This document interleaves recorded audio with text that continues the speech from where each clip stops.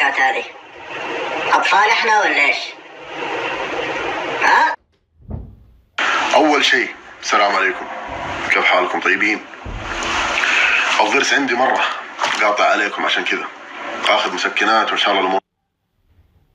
على موضوع أغنية السوشيال ميديا، أنا تكلمت قبل كذا قلت إن الأغنية ما حتنزل لسبب دروبات صارت. الأغنية أصلا كانت أغنية بونس تراك لألبوم إريك، والأغنية ما نزلت بسبب إنه الشركة صارت معها مشاكل وما نزلت الأغنية في الألبوم، وقدوا الألبوم نزل وخلاص اتكنسلت الأغنية، ما في سوشيال. وياما اتكنسلت أغاني، مو أغنية السوشيال ميديا بس، ياما اتكنسلت أغاني كثير سواء لي أو لأي رابر. أي رابر أسألوه في أغاني لك اتكنسلت يقول لك هو كذا الأغنية خلاص، وكل واحد عنده علم إن الأغنية ما حتنزل، الكل عنده علم، خلاص اتكنسل موضوع الأغنية، انتهى. إيش صار؟ إريك شارك مع كلاش في الفيديو الأخير حق أغنية 100 بار، واللي كان منها على سلومو. في الأغنية في حطيط على سلومو، قام سلومو زعل، مع العلم إنه إريك عضو من جروب عيال الغربية اللي فيهم كلاش، فشيء طبيعي إنه واحد من جروب ينزل أغنية يخش معاه عادي. فبما إنهم جروب واحد، أنا ما أشوف إنه فيها أي حاجة إنه يخش معاه في أي فيديو، بغض النظر إنه يكون على مين، ما فيها أي حاجة، عكس وجهة نظرك. لكن إحنا برا الموضوع هذا، خلاص هم الاثنين يتصافوا في الهرجة هذه.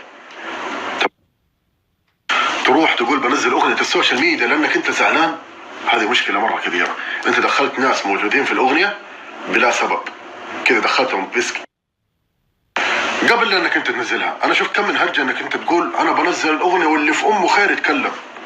يا رجل، طب أنا لو جيت كلمتك يعني أنا اللي في أمه خير، أنا ما بيني وبينك أي حاجة، اللي جمعني مشروع معك لا أكثر، راب لا أكثر، هذا اللي جمعني بيني وبينك. عكسك أنت تماما، أنا كنت شايف المشروع اللي بيننا كان راب، مشروع لا أكثر ولسبب، لكن أنت كنت تبغى تطور العلاقة إن نكون مع بعض، بعيدا عن إنه كان رابك ما يعجبني وما أدري إيش ولا شيء. هذه قلت لك لسبب اجتمعنا في مشروع واحد لا أكثر، وما يحتاج إني أذكر السبب. لا، وأكبر دليل إنه أنا اللي جمعني معاك المشروع، أكبر دليل إنه بعد المشروع هذا ما قد اجتمعنا أصلا، بعد المشروع ولا قد اجتمعنا، أنت اللي بتحاول إنه إحنا نجتمع. شوفوا يا جماعة الخير، أنا إنسان سمعت عن سلومو كثير، سمعت غير اللي أشوفه يعني في السوشيال ميديا كثير، لكن ما طلعت في أي. سمعت إنه البني آدم ما ينفع وعقله صغير واللي يقول. أنا قلت عوافي يعني ما حطالع البني آدم لأنه ما كان تفكيري فيه أبدا. ينفع ما ينفع هذا شيء يرجع له، أنا كنت ماشي في طريقي، ماشي في طريقي. لكن لما جينا تقابلنا وتواجهنا، هو حيو، وانا والله حيو، حياك تفاجأت، اوه حبيب حياك الله، وجلسنا مع بعض وزي كذا، وعوافي صارت مواقف غريبة كذا معاه. بس اللي انا شفته اول شيء مرة كبير، فلما قابلته قلت لا، البني ادم مو زي اللي انا شفته، بس انه فيه له مشاكل. علاقتنا ما تطورت، كانت شغل لا اكثر، بعد الشغل ما بيننا اتصالات، وانت في طريقك وانا في طريقي الناس، ولا عادي جدا. هذه هي معرفتي بسلومو. لكن انه انت تصير لك مشكله مع احد وتجي تقول انا اللي بنزلها وانا مدري ايه وحسوي وحفعل، يهو ارفع اتصال اتكلم، قول الو دراجون انا بنزل الاغنيه وكذا، اديك وجهه نظر، يقول لك لا ولا اي وقتها ارفع اتصال على مدري مين احترمهم.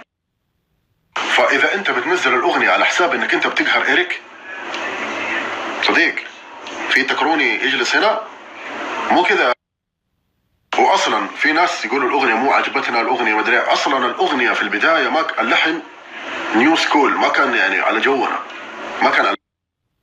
لكن انتم يمكن ما تعرفوا نظام الشركات يقول لك خذ اللحن الفلاني، امسك هذا اللحن غني عليه، انت ما عليك الا انك انت تغني عليه. احنا رابرز يعني نغني على اي بيت، تسوي لنا بيت بوكس نقدر نغني عليه عادي. احنا نغني على الفليشر حق السياره، دق يسار فليشر ترمي.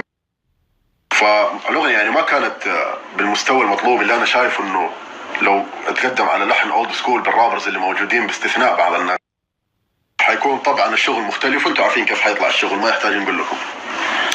عموما فحب أقول لك إنك أنت بطريقة الطريقة اللي سويتها غلط عشان تقهر إيريك، استخدم الطريقة هذه والوسيلة هذه، أنت كذا مرة غلطان.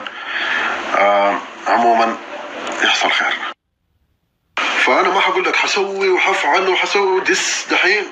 أنت رابك يا ابن الناس مو راب بيفات، مو راب دسات.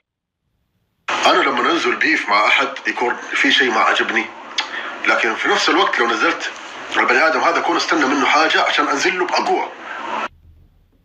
لما ننزل لي بأقوى أنا أنزل له بشيء أقوى، بعدين هو يرجع ينزل لي بشيء قوي وزي كذا. لكن أنا لما أنزل شيء حنتظر شيء قوي؟ مستحيل، لأنه اللي قدامي راب مو راب بيف. هذا اللي أنا أشوفه، لكن عرفت إيش أسوي.